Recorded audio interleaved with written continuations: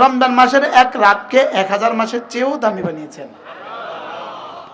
এখানে ডিউটি এক রাত, বেতন দিবে 1000 মাসের চেয়েও বেশি। নাই তো সুবহানাল্লাহ, নাই তো, না না। হুজুর এগুলো না বললে অন্য কিছু কোন তো। রাসূল করিম সাল্লাল্লাহু তাআলা আলাইহি ওয়াসাল্লাম হযরত জিবরিল আলাইহিস সালামকে জিজ্ঞেস করলেন, ওয়ামা হুয়া খায়র মিন আলফ শাহর। জিবরিল বলো তো 1000 মাসের চেয়েও শ্রেষ্ঠ এটা কোনটা? 1000 মাসের চেয়েও বেশি এটা কতদূর? জিবরিল বলেন, এটা রব ছাড়া কেউ জানে না। এখানে এক রাত গুফরা লাহু মা তাকাদ্দামা মিন যামবি, 70 বছরের গুনাহ মাফ, 60 বছরের গুনাহ মাফ। আবার পেছনেটা তো মাফ, সামনে দিবে কত? আবার এদিকে জমি বসিয়ে দিবে 1000 মাসের চেয়ে শ্রেষ্ঠ নাকি? আচ্ছা 1000 মাসের চেয়ে শ্রেষ্ঠ এর অর্থ কি? অর্থ কি? আল মুতলাকু ইদা উতলিকা ইউরাদু বিল ফারদুল কামিল। 1000 মাসের চেয়ে শ্রেষ্ঠ অর্থ হইল তোমার জীবনের, যেমন ধরেন যদি আপনি আপনার জীবনে নফল হজের জন্য ইহরাম বেঁধে 9 তারিখে 9 জিলহজ্জা আরাফার মাঠে হাজির হন, আরাফার মাঠের জোহর থেকে শুরু করে মাগরিব পর্যন্ত এই সময়টা রাসূলের জীবনেরও শ্রেষ্ঠ সময়। সুবহানাল্লাহ। সমস্ত নবীদের জীবনের প্রত্যেকের হায়াতের শ্রেষ্ঠ দিন আরাফার দিন। প্রত্যেকের জীবনের, সিদ্দিক আকবরের জীবনের শ্রেষ্ঠ দিন আরাফার দিন, ফারুক আজমের জীবনের শ্রেষ্ঠ দিন আরাফার দিন। সুবহানাল্লাহ। আপনার জীবনের শ্রেষ্ঠ দিন যদি আরাফার দিন হয়, এর থেকে কোনো শ্রেষ্ঠ দিন কল্পনা করা আমাদের জন্য সম্ভব না।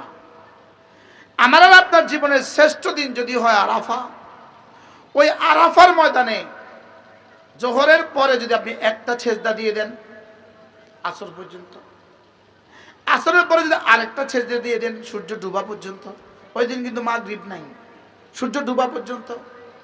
মাগরিব আছে মুজদালিফায় গিয়া। তাহলে এই আরাফার দিনের শ্রেষ্ঠ সময়টা যদি আপনি একটা সেজদায় চলে দেন, একটা সেজদায় কাটিয়ে দেন, এই দিনটা যদি হয় 84 বছর 4 মাস লম্বা। সুবহানাল্লাহ বলেন না? কি বলছি বলেন? হ্যাঁ, লম্বা হয় কত মাস? এক সেজদার লম্বা হয় কত মাস? ওই সেজদা কোন জায়গায়, কোন হালতে? হালতে ইহরামে, হালতে ইহরামে। এটা হলো আল মুতলাকু ইদা উতলাকা ইউরাদু বিল ফারদুল কামিল।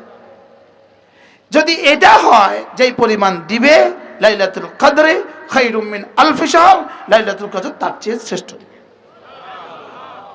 আপনি তো মনে করছেন লাইলাতুল কদরে খায়রুম মিন আলফি শাহর মুবতাদা খবর, এই তো খবর না? লাইলাতুল কদরে মুবতাদা খায়রুম মিন আলফি শাহর খবর, লাইলাতুল কদর 1000 মাসের চেয়ে শ্রেষ্ঠ, এটা একটা বাক্য। আপনি তো এটাই মনে করছেন, আমি তো এটাই মনে করছি। এই জন্যই তো গার্মেন্টসের দোকানদার সে দোকান থুইয়া মসজিদে আসতে পারে না। জুতার দোকানদার জুতার দোকানে থাকে 27 তারিখে না মসজিদে থাকে। হ্যাঁ, লুঙ্গির দোকানদার মসজিদে থাকে না দোকানে থাকে? জিলাপির দোকানদার মসজিদে থাকে না দোকানে থাকে? বাতাসার দোকানদার মসজিদে না দোকানে? জানামাজে না দোকানে? তো সে কি বুঝছে? সে কি বুঝছে? রাখেন দূর কি বাত, সে তো বুঝে নাই। আমি কি বুঝছি?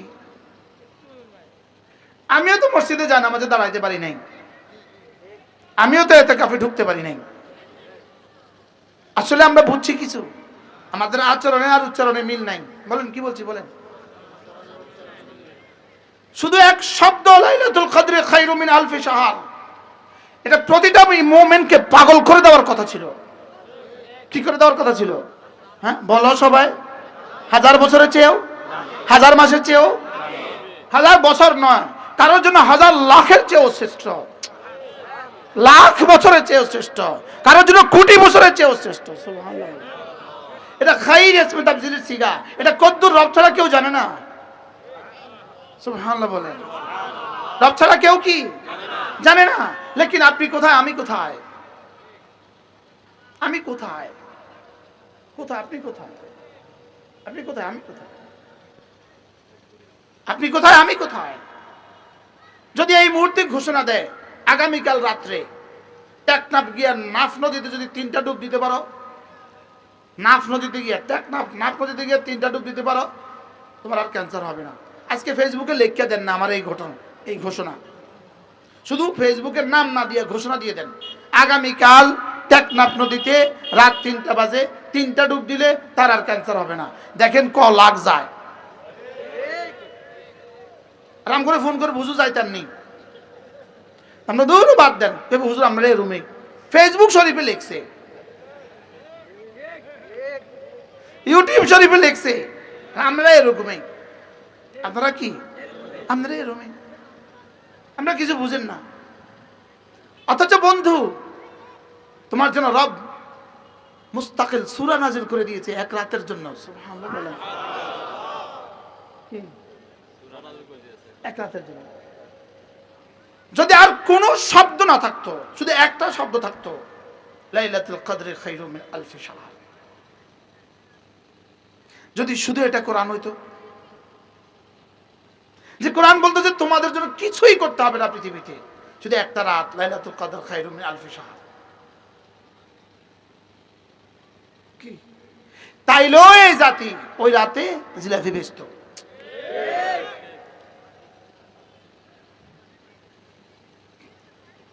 বলেন না বাস্তব না বাস্তব?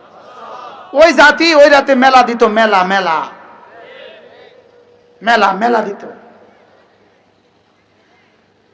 আল্লাহ আমাকে আপনাকে লাইলাতুল কদরের ইয়াকিন দিয়ে দেন, আল্লাহ আমাকে দিয়ে দেন। সবাই বলেন আল্লাহ আমাকে দিয়ে দেন। বলেন আবার বলেন আল্লাহ আমাকে দিয়ে দেন, আমার বিবিকেও দিয়ে দেন, আমার ছেলে মেয়েদেরকেও দিয়ে দেন, দোস্ত আবাবদেরকেও দিয়ে দেন, আমাদের সকলকে দিয়ে দেন।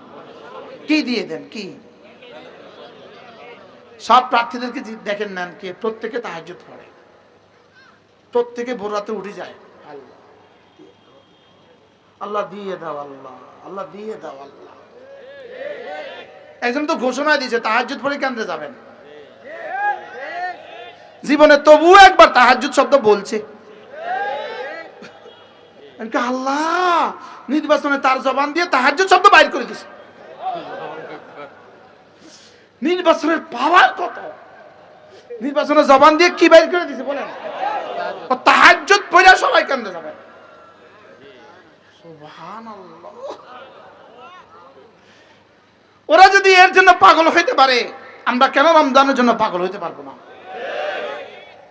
ইয়া আইয়ুহাল্লাযীনা আমানু কুতিবা আলাইকুমুস সিয়াম। রব্বুল আলামিন বলেন, হে ঈমানওয়ালারা, তোমাদের উপরে রোজাকে লিখে দেওয়া হয়েছে। রোজাকে কি করা হয়েছে? লিখে দেওয়া হয়েছে।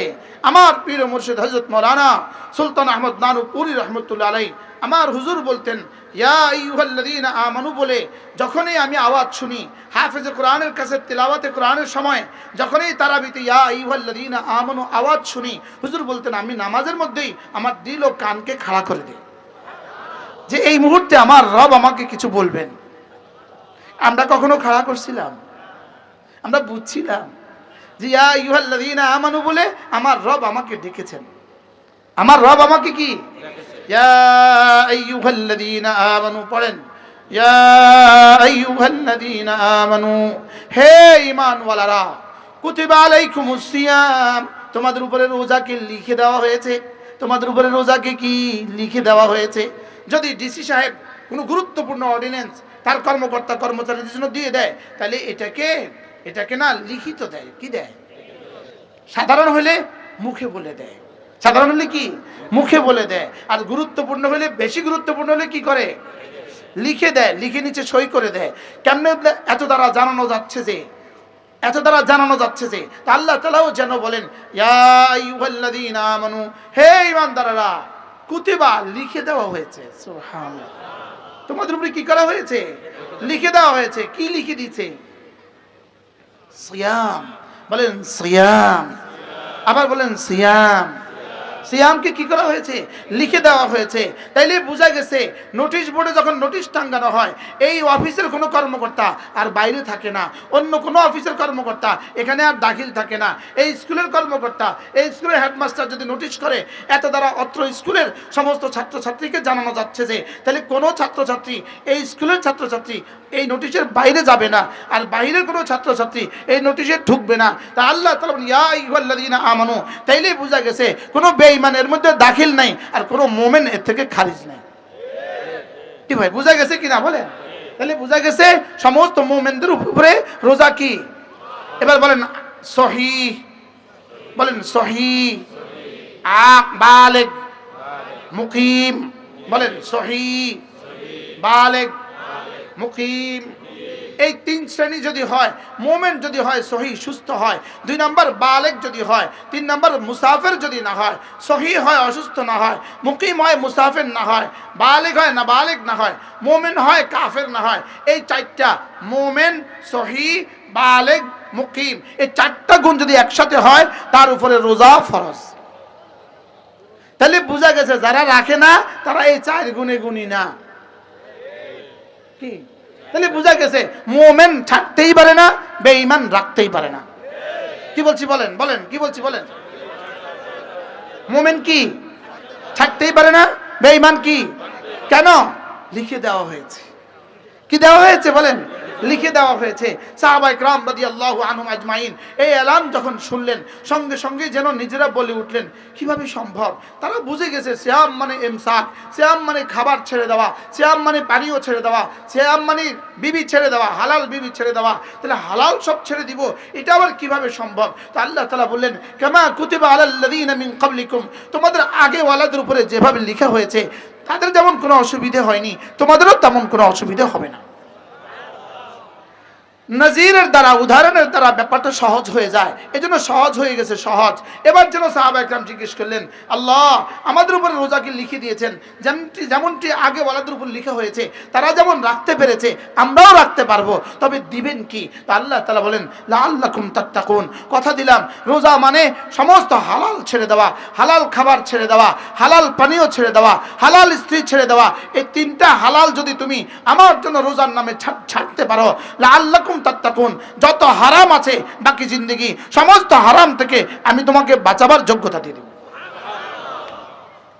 কি ভাই তাকওয়া মানে কি বলেন? হারাম থেকে বাঁচা। বলেন তাকওয়ার সর্বোচ্চ তরজমা হারাম থেকে বাঁচা। তাকওয়ার মারাতেব আছে, মারাতেবুত তাকওয়া। কাজী বাইজাবি আলাইহিস রাহমা তাফসীরে বাইজানের মধ্যে মারাতেব লিখছে, মারাতেব।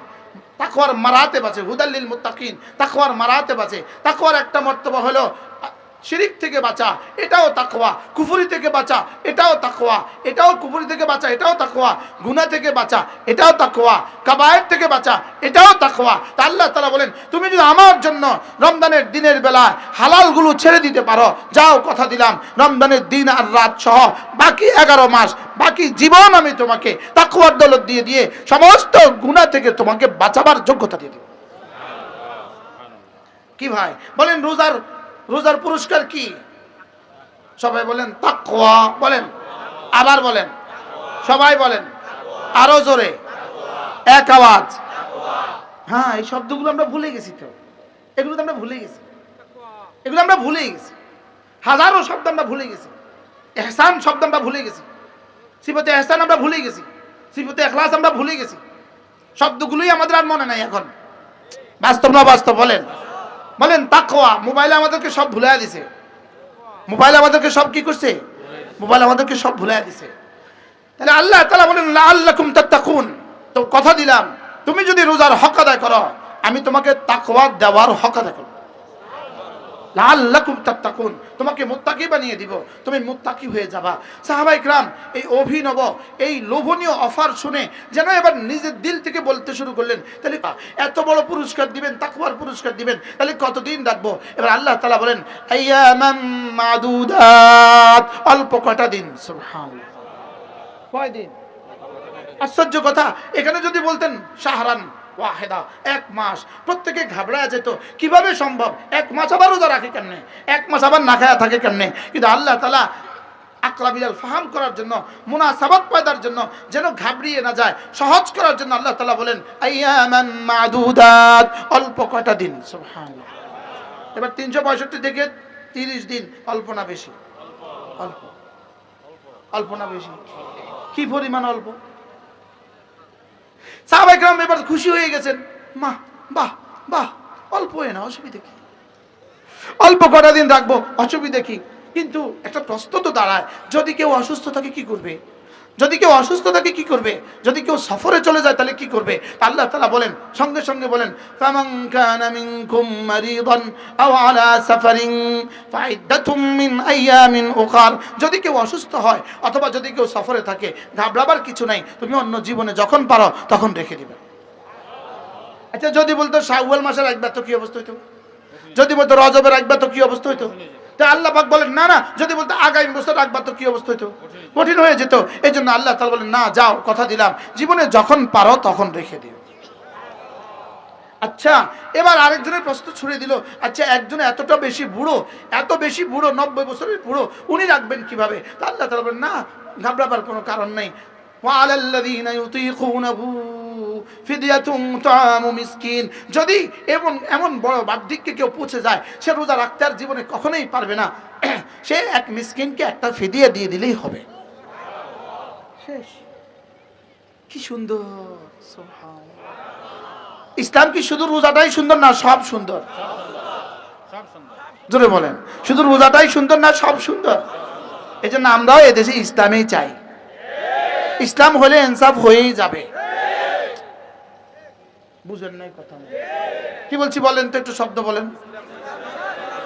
বলেন ইনসাফ হলে ইসলাম হয় না, আর ইসলাম হলে ইনসাফ হয়।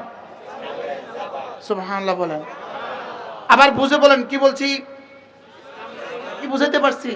হ্যাঁ, ওই ইসলামে ওই ইসলাম হলে ইনসাফও হবে, সাম্যও হবে, কল্যাণও হবে। বলেন, আর যদি শুধু ইনসাফ হয়,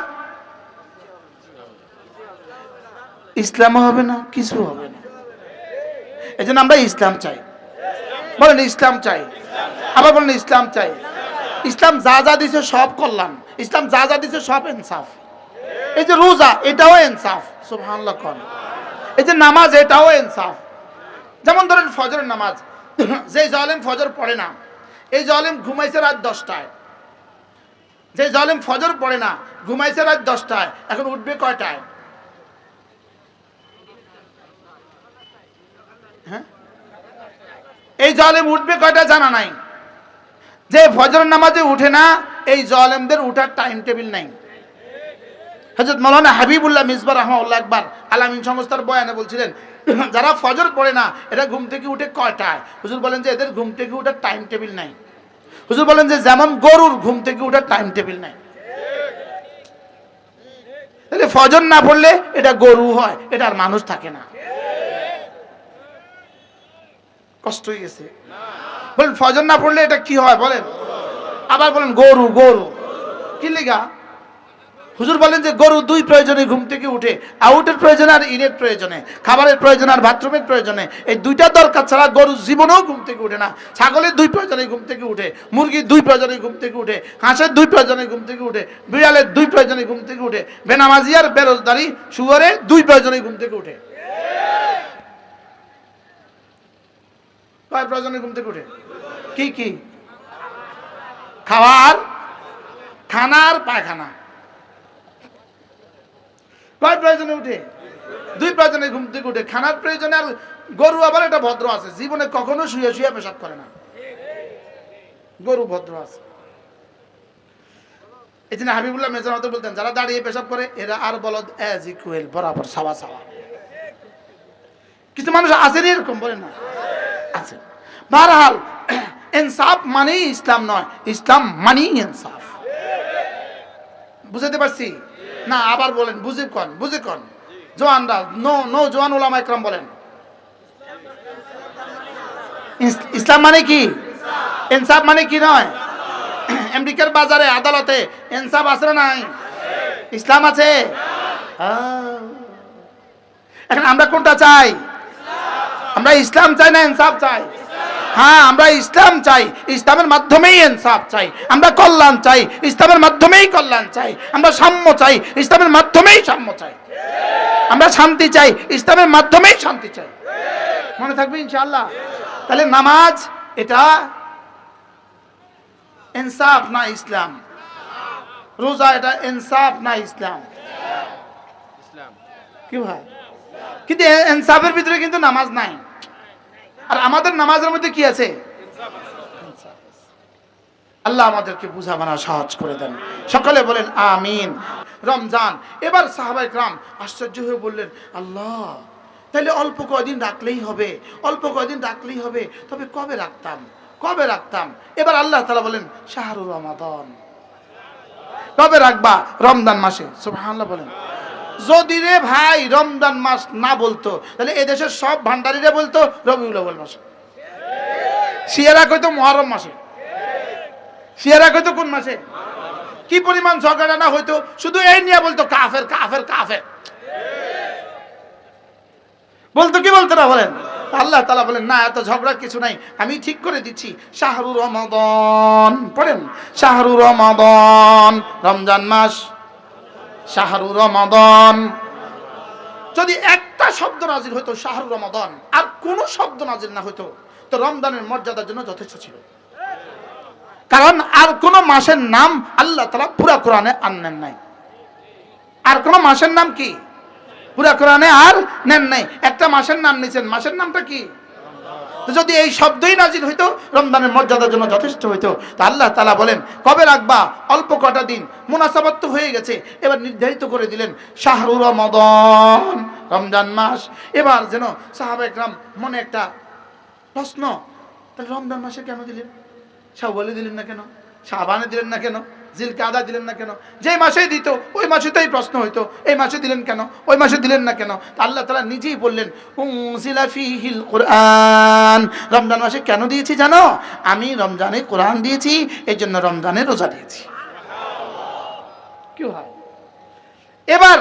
এবার যেন জিজ্ঞেস করলাম, আল্লাহ রমজানে কোরআন দিয়েছেন বলে রোজা রাখতে হবে কেন? কোরআন এমন কি, কোরআন এমন কি যেটা আসার কারণে মাসটা দামি হয়ে গেছে, বাকি সব মাস থেকে দামি হয়ে গেছে, যেটা আসার কারণে এক রাত হাজার মাস রাতের চেয়ে দামি হয়ে গেছে, ওটা এমন কি? আল্লাহ তাআলা বলেন হুদাল লিন্নাস, এটা মানুষকে মানুষ বানাবার জন্য আমার পক্ষ থেকে শেষ কিতাব। কি ভাই? তাহলে বোঝা গেছে ইনসাফের ভিতরে কোরআন নাই, কোরআনের ভিতরে ইনসাফ আছে। আরে সুবহানাল্লাহ বলেন, বলেন যদি কোরআনী শাসন কেউ কায়েম করে ইনসাফ হবে না? হবে না? কিন্তু কোরআন বললে যদি আবার কেউ নারাজ হয়ে যায়, তাহলে বোঝা গেছে আমরা ইনসাফ চাই না কোরআন চাই? জোরসে বলেন, সবাই বলেন, আরো জোরে, এক আওয়াজ। আল্লাহ, আমরা ইসলাম চাই না ইনসাফ চাই? এবার তো আমি ইনসাফ চাই না, আমরা ইনসাফ চাই না। কোন ইনসাফ চাই? ইসলাম দিয়ে যে ইনসাফ সে ইনসাফ চাই, কোরআন দিয়ে যে ইনসাফ সে ইনসাফ চাই। কোরআন ছাড়া যদি কেউ ইনসাফের কল্পনা করেন, কিয়ামত পর্যন্ত ইনসাফ কায়েম হবে না। আমরা মদিনার ইনসাফ চাই। আমরা কোন ইনসাফ চাই বলেন? এক যুবক ইনসাফের কথা বলতে বলতে শাহাদাত বরণ করছে, হাদি, সে মূলত কোরআনের ইনসাফে চাইছিল, না এই যুবকের জন্য এই দেশের মানুষ এত কাঁদতো না। কি বলছি বলেন? ওই ছেলে হাফেজে কোরআন ছিল। বারহাল আল্লাহ তাআলা আমাদের সবাইকে তৌফিক দান করেন। তাহলে আমি এমন এক মাস আমাদের সামনে আসছে যেই মাসে রোজা ফরজ করে দেওয়া হয়েছে। রব্বে কারীম বলেন, হে ঈমানওয়ালারা, তোমাদেরকে রোজা লিখে দেওয়া হয়েছে যেমনটি আগে ওয়ালাদের উপরে লেখা হয়েছিল, যদি রোজা রাখো তাকওয়ার হক আদায় কর, আমি তোমাকে তাকওয়া দিয়ে দিব। কতদিন রাখবা? অল্প কয়দিন রাখবা। যদি কেউ অসুস্থ হও তাহলে পরে রেখে দিও, যদি কেউ সফরে থাকো পরে কাজা করে দিও, যদি কেউ এতটা বয়োবৃদ্ধ হয় তুমি ফিদিয়া দিয়ে দিও। এরপরে কত মাস? 1 মাস রাখবা। কেন ওই মাস? ওই মাসে আমি কোরআন দিয়েছি, ওই মাসে আমি কি? তাহলে বোঝা গেছে রমজানকে সিয়ামের জন্য, কিয়ামের জন্য, তিলাওয়াতের জন্য ফারেক করা দরকার। দিনের বেলায় সিয়াম, বলেন দিনের বেলায় কি? সিয়াম, রাতের বেলায় কিয়াম, আর এরপরে হলো তিলাওয়াত। এরপরে কি? আল্লাহ তাআলা মেহেরবানি করে রমজানের শেষ দশকে লাইলাতুল কদর তালাশ করা। এরপরে যদি সুযোগ থাকে রমজান মাসে একটা উমরা করা, নিয়ত করেন, প্রত্যেকে নিয়ত করেন যে আল্লাহ জীবনে একবার আমাকে রমজানে একটা উমরার তৌফিক দাও। কোন আল্লাহ আমিন। আল্লাহ আপনি কবুল করেন। আল্লাহ জীবনে একটা বার রমজানে একটা উমরার তৌফিক দাও। একবার দিত কা দেখেন, এরা কিন্তু হাত তোলে না, এরা কিন্তু হাত তোলে না, এরা কিন্তু হাত তোলে না। অথচ যদি এই মুহূর্তে লেগে যেত তো লেগে গেছিল। কি রাসূল বলেন, উমরাতুন ফি রমাদান, উমরাতুন ফি রমাদান কান্নাহু হাজ্জা মাই।